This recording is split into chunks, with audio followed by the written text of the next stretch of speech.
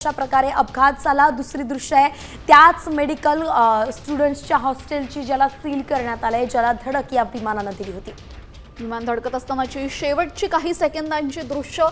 शेवटच्या काही सेकंदांमध्ये विमान आपण पाहतोय, विमानानं टेक ऑफ केला। टेक ऑफ केल्यानंतर अवघ्या काही मिनिटांमध्येच 2-1 मिनिटांमध्ये तांत्रिक बिघाड झाला। त्यानंतर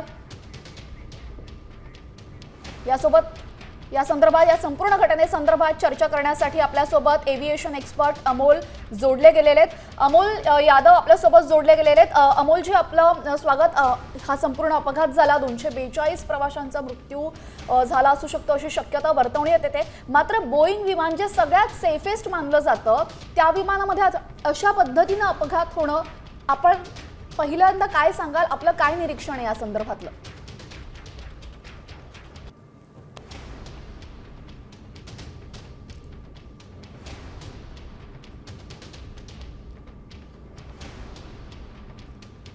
अमोलजी, आपल्यापर्यंत आवाज पोहोचतो आमचा? अतिशय दुर्दैवी अशी घटना घडलेली आहे।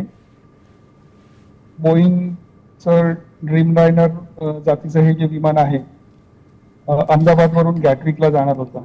हे अहमदाबाद टू गॅटविक जवळपास 8-9 तासांचा हा जो प्रवास होता, त्या प्रवासासाठी त्यांना कमीत कमी 70-80 हजार किलोचं इंधन लागणार होतं। आणि तेवढं सगळं इंधन म्हणजे 70-80 हजार किलो म्हणजे आपण जो रस्त्यावर 10,000 लिटरचा जो एक ट्रक बघतो, असे 7 ते 8 ट्रक एवढं इंधन घेऊन हे विमान गॅटविक साठी निघालेलं। आणि टेक ऑफ झाल्या, जे इंडिगोच्या वैमानिकांनी जे रिपोर्ट केलं की टेक ऑफ होताच त्याच्यातून इंजिन मधून आवाज आला होता एक मोठा, आणि त्याच्यानंतर विमानाने टेक ऑफ घेतला आणि टेक ऑफ घेऊन विमान जवळपास 624 फूट वर गेलं आणि मग नंतर खाली यायला लागलं। जे व्हिडिओमध्ये आपण बघतोय, विमान खाली येत होतं, पण खाली येताना मी वैमानिक म्हणून जेव्हा मी काही गोष्टी नोटीस केल्या, त्याच्यात एक अशी गोष्ट मला दिसली की त्या विमानाचे लँडिंग गिअर खाली होते आणि विमान अगदी स्ट्रेट अँड लेवल पद्धतीने खाली गेलं होतं। म्हणजे विमान स्टॉल झालं नव्हतं, अनकंट्रोल पद्धतीने उडत नव्हतं।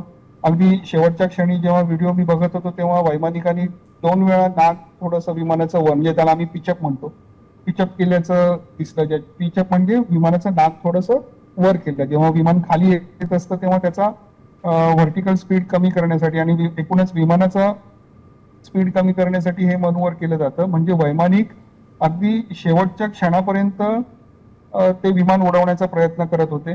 त्यांना जी दर 6 महिन्याला ट्रेनिंग आणि चेक दिलं जाते, ह्या अशा प्रकारच्या ट्रेनिंग मध्ये विमान कुठल्याही प्रकारे टेक्निकल डिफिकल्टी आल्याच्या नंतर त्याला कशा रीतीने उडवायचं, ह्या गोष्टीचं प्रशिक्षण वैमानिकाला दिलं जातं आणि त्या वैमानिकांनी पूर्ण प्रयत्न केला असणार ते विमान उडवण्याचं। परंतु घटना अशी घडली की त्यांना फारच कमी वेळ मिळालाय आणि लँडिंग करण्यासाठी जागा मिळाली नसल्यामुळे ते कंट्रोल पद्धतीने या ठिकाणी विमान क्रॅश झाल्याचं आपल्याला कळतंय। नक्कीच या अपघातात फार मोठी जीवितहानी झालेली आहे, विमानातली प्रवाशांची सुद्धा झालेली आहे आणि जमिनीवरच्या जे नागरिक आहेत, आपले भारतीय नागरिक